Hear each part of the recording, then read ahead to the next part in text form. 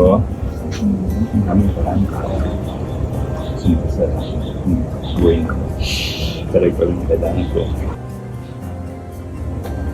Angelica, thank you. Bago matapos ang taong 2023, ikinasal na ang aktres na si Angelica Panganiban sa kanyang longtime partner na si Greg Homan sa Amerika.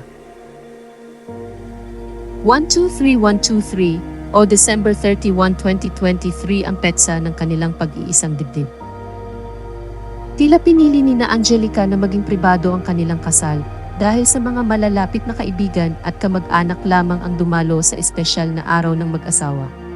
Taong 2022 buwan ng Oktubre, nang ibahagi ni Angelica sa publiko na engaged na siya sa ama ng kanyang anak. Ibinahagi niya ang naganap na wedding proposal sa kanilang vlog na mayroong titulong, "So This Happened, The Proposal."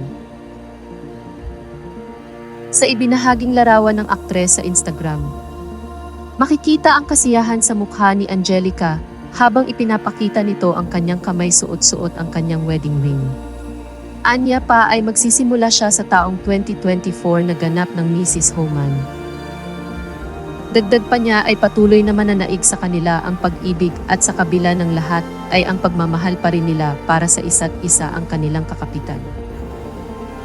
Buong post ni Angelica, 123123, patuloy na mananaig at maniniwala sa pag-ibig.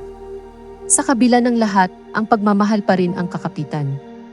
Binati rin niya ang kanyang sarili sa bagong taon bilang may bahay ng kanyang asawa. Anya, maligayang bagong taon Mrs. Angelica Panganiban Homan.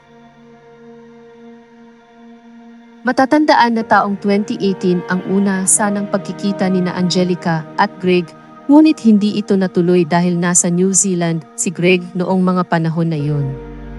Lumipas ang 2 taon at nagkaroon ng pagkakataon na magkita silang dalawa sa Subic kung saan nagtitaping noon si Angelica ng teleserye niyang Walang Hanggang Paalam at doon na nagsimula ang kanilang love story. Ipinanganak ni Angelica ang kanilang panganay na anak na si Amila Sabin Homan noong September 2022.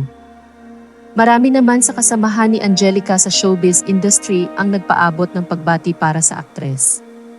Kabilang na dito sina Marian Rivera, Pokwang, Maris Racal, Alessandra De Rossi, Zanjo Marudo at marami pang iba. Ilan din tagahanga ng aktres ang napakomento at nagpahayag ng kanilang kasiyahan sa pagpapakasal na ito ni Angelica. Anila, "Finally you're with the right man na Ate Angge. Congratulations Poo. Naiyak ako sa tuwa Angge. So happy for you and sobrang deserve mo to be happy talaga eh."